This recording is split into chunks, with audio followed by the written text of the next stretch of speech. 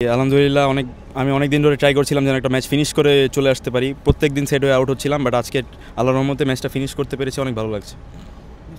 আজকে অধিনায়কত্ব করলেন, তারপরে এই দুর্দান্ত একটা পারফরমেন্স, আসলে রহস্যটা কি? না, ক্যাপ্টেন্সি সবসময় এনজয় করেছি, আন্ডার-19 ক্যাপ্টেন্সি অনেক এনজয় করেছি। আই থিঙ্ক দায়িত্ববোধটা যখন আসে তখন নিজের ভিতর থেকে একটা রেসপন্সিবিলিটি চলে আসে যে না, আমার ম্যাচটা জিতাইতেই হবে সিন্স আমি ক্যাপ্টেন। তো আই থিঙ্ক ওইটাও একটা বড় প্লাস পয়েন্ট আমার জন্য। আপনার দল হয়তো বা কোয়ালিফাই করতে পারবে না, তবে এই জয়টা আসলে দলের জন্য আপনাদের প্রয়োজন ছিল, আপনাদের লাস্ট দলের যে অবস্থা। জি, আমি মনে করি যে আমাদের সিন্স 11টা ম্যাচ শেষ আজকে নিয়ে 3টা জয় দিয়ে শেষ করছি। আল্লাহর রহমতে যা হয়েছে ভালো হয়েছে। অনেকগুলো ইজি ম্যাচ আমরা হেরে গেছি, অনেকগুলো টাফ ম্যাচ আমরা জিতে গিয়েছি। তো আই থিঙ্ক দিন শেষে রেজাল্ট যদি আমাদের টিম সেভ হয়ে যায়, আই থিঙ্ক ওটাই এনাফ আমাদের জন্য। হ্যাঁ, টিমের মধ্যে যদি মানে একটু সমস্যা থাকে, এরকম থাকলে কি টিম পারফরমেন্সে কোনো সমস্যা হয় কিনা? আই থিঙ্ক এটা কষ্টর কিছু না, কারণ মাঠে যখন ঢুকি তখন অন্য কোনো চিন্তা মাথায় কাজ করে না। অ্যান্ড নিজের কাছে এটাই লাগে যে এই বছর যদি আমি ভালো করি, পরের বছর আমার ডিমান্ড অনেক বেড়ে যাবে।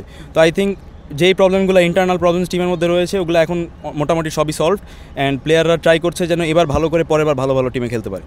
প্রথমে বল হাতে 3 উইকেট, তারপরে 85 রানের দুর্দান্ত ইনিংস করে সবটা দায়িত্ববোধ নিজের উপর নিয়ে দলকে একা টেনে নিয়ে মানে জিতাইছেন, মানে কেমন লাগতেছে আসলে? আলহামদুলিল্লাহ অনেক ভালো লাগছে। অনেক দিন ধরে ট্রাই করছিলাম একটা ম্যাচ যেন জিতায় বের হইতে পারি, তো আজকে শেষ করতে পেরেছি, আলহামদুলিল্লাহ অনেক ভালো লাগছে।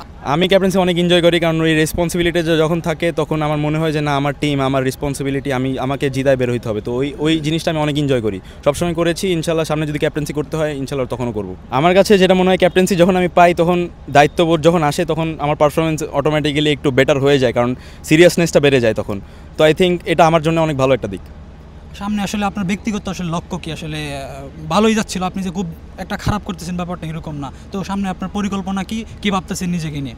পরিকল্পনা হলো সামনে যদি ইনশাল্লাহ হাই পারফরমেন্স টিমে যদি থাকি তাহলে চেষ্টা করবো যে নিজেকে যতটুকু ইমপ্রুভ করা যায় প্লেয়ার হিসাবে, কারণ প্রতি বছরই ট্রাই করছি যেন নিজের খুঁটিগুলো বের করে একদম ভালো প্লেয়ার হওয়ার জন্য যতটুকু করা লাগে চেষ্টা করে যাচ্ছি। ইনশাল্লাহ সামনের দিকে যদি হাই পারফরমেন্সে ভালো করতে পারি তাহলে সামনের দিকে ন্যাশনাল টিমের জন্য অনেক কাছাকাছি চলে যাব।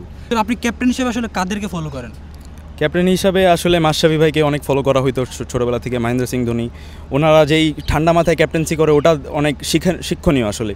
তো আমি মনে করি যে প্যানিক হওয়ার কিছু নাই, খারাপ সময় আসবে, ভালো সময় আসবে, জাস্ট দলটাকে একদম স্মুথলি চালানোই ক্যাপ্টেন্সি।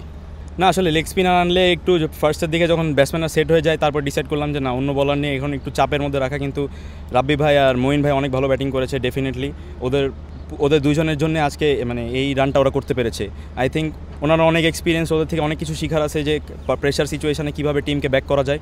আই থিঙ্ক আমাদের জন্যও শিক্ষণীয়, এবং এটাও অনেক কিছু বোঝা যায় যে আগে এক্সাইটেড হওয়া যায় না।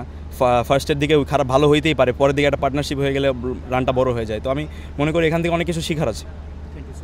থ্যাংক ইউ ভাই।